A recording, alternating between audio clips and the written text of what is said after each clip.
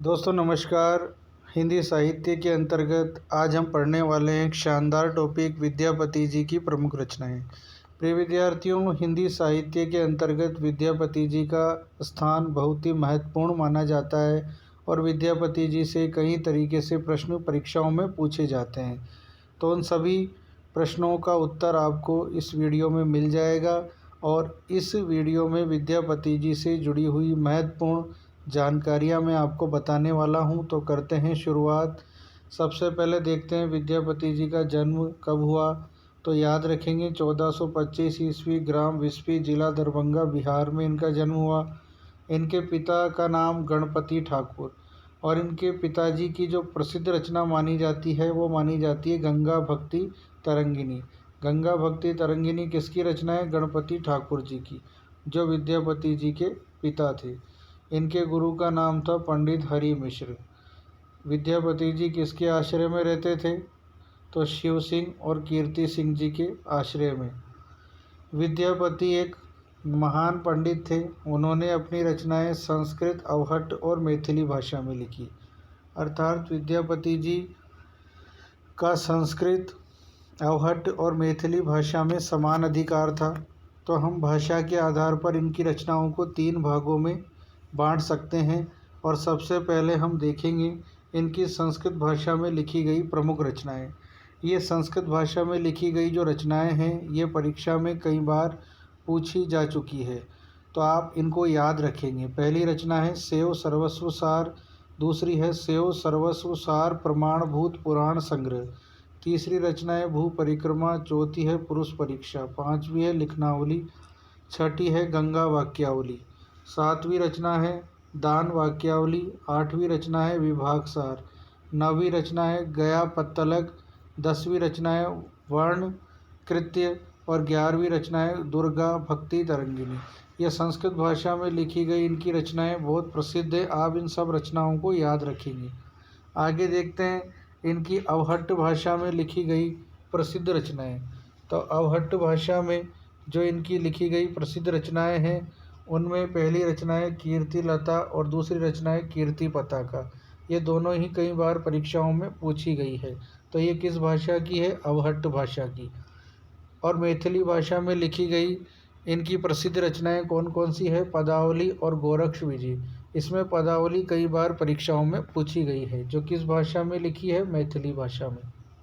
आगे आपको बता दें कीर्ति लता पुस्तक में तिरहुत के राजा कीर्ति सिंह की वीरता व उदारता आदि का वर्णन है।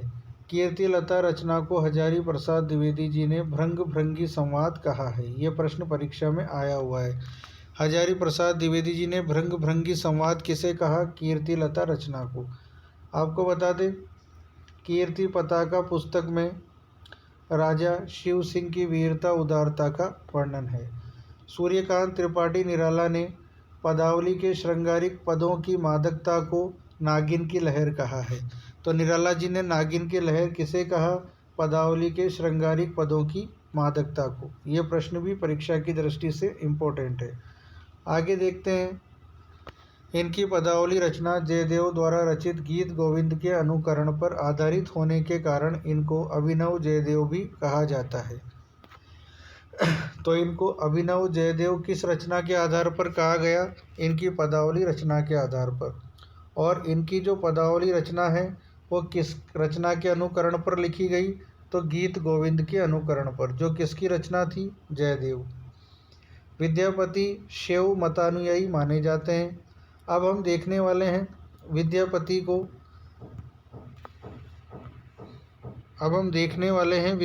को श्रृंगारी कवि मानने वाले विद्वानों के नाम।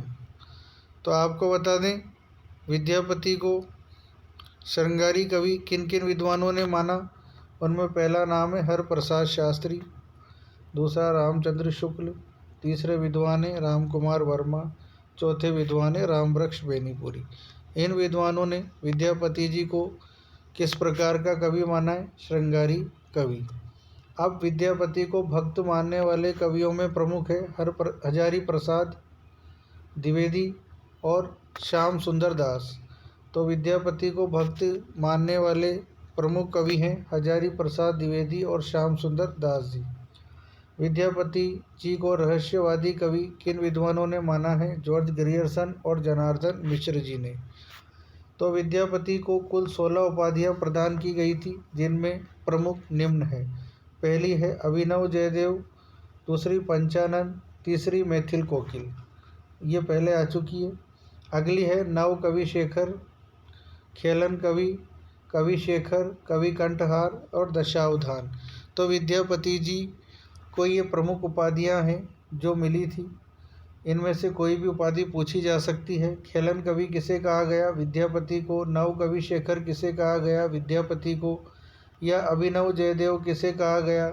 तो विद्यापति को। ये सब उपाधियां किसको प्राप्त थी? विद्यापति को। और विद्यापति को कुल कितनी उपाधियां प्रदान की गई थी? 16 उपाधियां, जिनमें से कुछ प्रमुख आपके सामने हैं। आगे देखेंगे। हिंदी में कृष्ण को काव्य का विषय बनाने का श्रेय विद्यापति को दिया जाता है। ये प्रश्न भी परीक्षा में पूछा जा सकता है। डॉक्टर बच्चन सिंह ने विद्यापति को जातीय कवि कहा है। ये भी इम्पोर्टेंट पंक्ति है। आगे देखेंगे। हिंदी में विद्यापति को कृष्ण गीति परंपरा का प्रवर्तक माना जाता है। ये लाइन भी महत्वपूर्ण है। आगे विद्यापति की प्रसिद्ध पंक्तियाँ। ये कुछ विद्यापति की प्रसिद्ध पंक्तियाँ हैं जो आप याद रखेंगे और पीछे इनकी रचनाओं के नाम भी दिए हुए हैं। आप इन पंक्तियों को पढ़कर इनको याद रखेंगे कि ये सब पंक्तियाँ विद्यापति के द्वारा लिखी गई है और ये जिन रचनाओं से जुड़ी हुई है उन रचनाओं के नाम मैंने पीछे लिखे हुए हैं। ये था आज का एक महत्वपूर्ण वीडियो जो कि परीक्षा की दृष्टि से आपके लिए बहुत ही महत्वपूर्ण सिद्ध होगा। तो आप ध्यान से इस पूरे वीडियो को देखें, पढ़ें। मिलते हैं अगले वीडियो में। धन्यवाद।